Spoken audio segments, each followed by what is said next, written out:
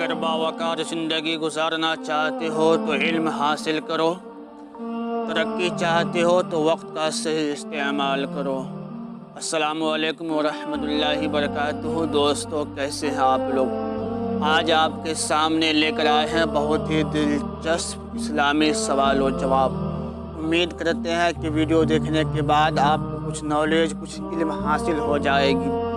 چلیے ویڈیو شروع کرتے ہیں۔ ویڈیو شروع کرنے سے پہلے آپ سے ایک چھوٹی سی گزارش ہے کہ اگر ابھی تک آپ ہمارے چینل کو سبسکرائب نہیں کیے ہیں تو کر دیں اور بیل آئیکن کو دبا دیں، تاکہ جب بھی کوئی ویڈیو اپلوڈ کرے تو سب سے پہلے آپ تک نوٹیفیکیشن پہنچے۔ چلیے ویڈیو شروع کرتے ہیں۔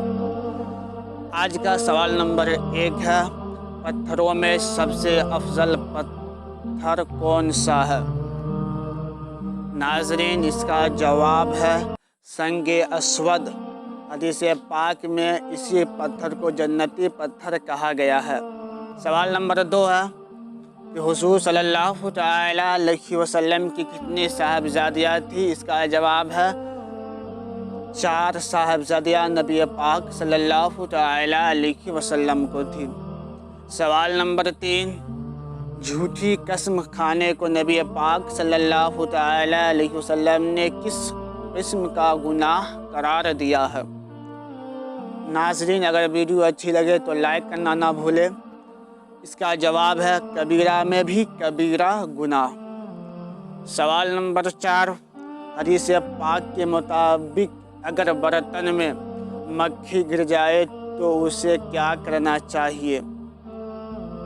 ناظرین، اس کا جواب ہے اسے ڈبا کر نکال پھینکنا چاہیے، اسی میں شفا ہے۔